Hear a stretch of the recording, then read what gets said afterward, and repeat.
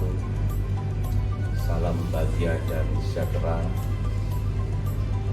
Om Swastiastu, Namo Buddhaya, salam kebajikan. Kepada teman-teman sejawat BPD dimanapun Anda berada, saya HR Henry, Ketua DPC Kabupaten Gresik. Izinkan pertama-tama kami menyampaikan bahwa adanya APETNAS ini adalah suatu organisasi profesi yang dibentuk di Jakarta tanggal 9 April 2013. Apa tujuan dari APETNAS? Tujuan daripada APETNAS tersebut adalah meningkatkan harkat dan martabat lembaga BPD sebagai unsur penyelenggara pemerintahan desa untuk mengawasi dan menampung aspirasi masyarakat, memberikan informasi kepada masyarakat guna untuk mencerdaskan kehidupan di masyarakat desa. Apa tanggapan dari anggota APETNAS tentang tujuan dibentuk APETNAS? Untuk mengawasi dan menampung serta memberikan informasi melalui media cetak, baik media umum maupun yang dikelola sendiri demi mencerdaskan masyarakat desa umumnya. Benarkah BPD menampung aspirasi masyarakat dengan baik? Pelayanan terhadap masyarakat selama ini tidak ada komplain, menyampaikan aspirasi bahwa pelayanan begini-begini tidak, sedang-sedang saja dalam rangka untuk pelayanan. Andai kata pelayanan itu kurang baik, saya yakin masyarakat menyampaikan kepada BPD-nya dalam rangka aspirasinya. Siapa saja anggota APETNAS itu? Keanggotaan APETNAS sendiri itu ada 3. Yang pertama adalah anggota tetap, yakni adalah seluruh anggota BPD yang tersebar di seluruh Indonesia saat ini yang menduduki jabatan sebagai BPD. Yang kedua adalah anggota luar biasa, di mana adalah anggota luar biasa ini adalah yang masa baktinya habis selama menjadi anggota BPD, tetapi masih peduli akan asosiasi BPD ini. Yang ketiga adalah anggota kehormatan atau anggota istimewa, adalah anggota sebagai pejabat negara, tokoh masyarakat, atau tokoh pemuda yang mendukung dan berupaya untuk membangun pemerintahan di desanya, baik yang masih peran aktif di BPD maupun yang ditokohkan. Di struktural lain ada yang namanya pelindung, dewan penasehat, dan dewan pembina.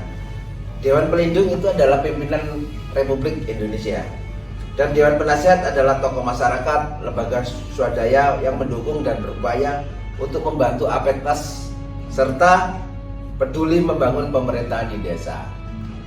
Yang terakhir adalah dewan pembina, adalah sebuah pejabat negara, pejabat provinsi, pejabat kabupaten maupun pejabat di tingkat kecamatan. Apa ada UU yang mengatur dan memperkuat adanya BPD? Peraturan Menteri Dalam Negeri Nomor 110 Tahun 2016 tentang Badan Permusyawaratan Desa adalah sebagai bentuk implementasi dari Undang-Undang Nomor 6 Tahun 2014 tentang desa, di mana Permendagri Nomor 110 Tahun 2016 ini bertujuan yang pertama adalah mempertegas peran BPD. Yang kedua, BPD agar mampu menampung dan menyalurkan aspirasi masyarakat desa. Dan yang ketiga adalah mendorong BPD untuk mewujudkan tata kelola pemerintahan yang baik di desa. Ya, rencana untuk era PDS memang kita selaku pemerintah desa tentunya yang pertama adalah bentuk aspirasi dari masyarakat bawah, dari musdus, musyawarah dusun, terus dihimpun lagi dari musdes, musyawarah desa. Dari himpunan tadi kita bisa menghasilkan suatu usul-usulan yang untuk rencana kita ke depan, terutama yang tahun 2021, usulan tersebut nanti kita godok sesuai dengan anggaran dasar desa, terus DD, itu nanti kita rembuk sama dengan BPD. Apa fungsi laten BPD itu? Adapun fungsi daripada BPD itu sendiri ada 3. Yang pertama adalah membahas dan menyepakati rancangan peraturan desa bersama kepala desa. Yang kedua adalah menampung dan menyalurkan aspirasi kepada pemerintahan desa. Ketiga adalah melakukan pengawasan kinerja kepala desa. Apakah keberadaan BPD dalam pemerintahan desa penting? Penting sekali, karena apa? Karena di setiap desa tentunya ibaratnya kalau sepeda itu ada gas ada remnya kan gitu Pak. Nah, ada gas ada remnya, itu remnya BPD, gasnya kan pemerintahan desa. Apa saja tugas BPD? Adapun tugas dari BPD itu sendiri adalah yang pertama menggali aspirasi masyarakat, menampung aspirasi masyarakat, mengelola aspirasi masyarakat, menyalurkan aspirasi masyarakat, lalu membuat musyawarah BPD sendiri maupun musyawarah desa, lalu membentuk panitia Pilkades, panitia pemilihan kepala desa. Bagaimana BPD bertugas di dalam pemerintahan desa? Saya akan mulai masuk tentang pembahasan dan penyepakatan rancangan peraturan desa.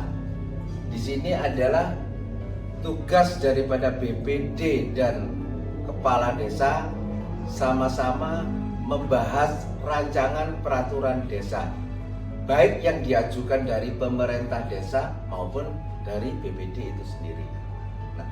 Nah di sini ada waktu jeda setelah penerimaan 10 hari. BPD maksimal 10 hari melakukan musyawarah internal BPD, membahas untuk rancangan yang diajukan oleh kepala desa itu sendiri.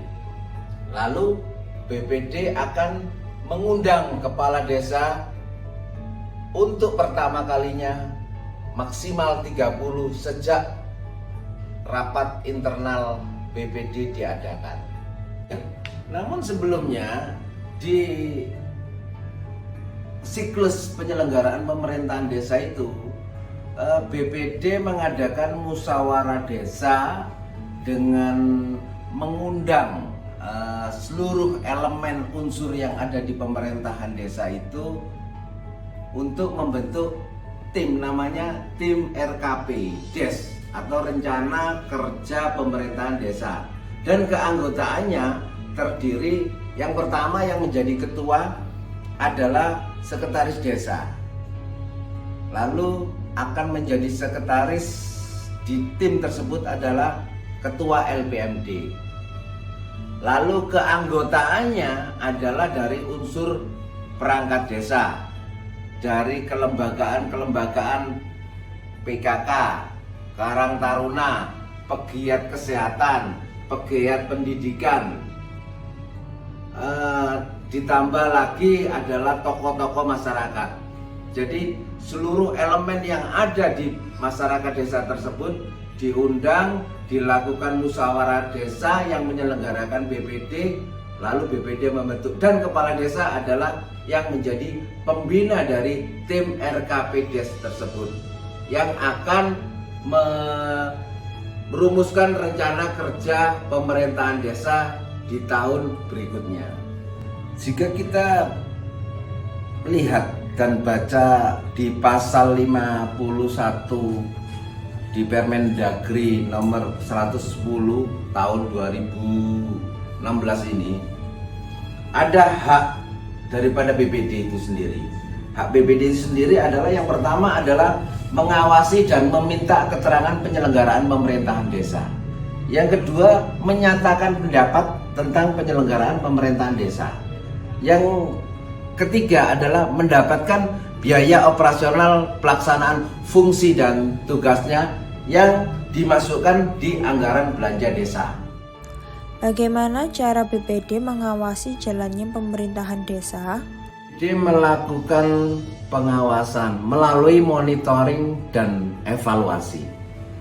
Monitoring dan evaluasi ini mulai dari perencanaan, pelaksanaan, dan pelaporan penyelenggaraan pemerintahan desa. Yang mana itu adalah capaian-capaian dari RPJMDes, RKPDes, dan APBDes. Nah, ini akan menjadi salah satu kinerja BPD yang dilaporkan kepada Bupati. Harapan untuk Adpetnas ke depannya? Kami berharap adanya Adpetnas ini yang beranggotakan BPD bisa menjalankan fungsi, tugas, dan kewenangannya sesuai dengan regulasi yang sudah ada ini. Agar ini bisa ditingkatkan dengan peningkatan kapasitas. Yang mana peningkatan kapasitas itu bisa diambilkan dari biaya, dibiayai oleh pemerintah. Dalam hal ini juga dimasukkan di dalam APBDes. Itu yang pertama. Yang kedua, dengan adanya BPD yang ada di seluruh desa, saya pun berharap agar sinergisitas antara BPD dan kepala desa maupun dengan perangkat desa adalah menjadi satu kesatuan yang utuh guna membangun desanya lebih maju yang bertujuan untuk mensejahterakan rakyat di desa bahkan seluruh Indonesia. Harapan saya BPD memang selalu dibutuhkan. Karena apa? Karena setelah anggaran dana desa termasuk HDD itu tentunya harus ada kontrol yang lebih, kan gitu. Dari kebijakan pemerintahan desa tentunya BPD harus selalu mengontrol, selalu mengawasi. Intinya kita itu adalah bukan sebagai antara pengawas atau laksana, tentunya sebagai rekan kerja. Dalam rangka untuk pertemuan sering mengadakan pertemuan dengan Ketua AKD, harapan Saya berterima kasih dengan adanya Adpetnas, karena dengan adanya Adpetnas saya atas nama Bapak Nur Ali selaku Ketua BPD Desa Ngabetan merasa terayomi dan dapat menjalin koordinasi beserta komunikasi dan saling bertukar pendapat terkait dengan penyelenggaraan pengawasan pemerintahan desa dan bertujuan untuk membangun Kabupaten Gresik secara utuh.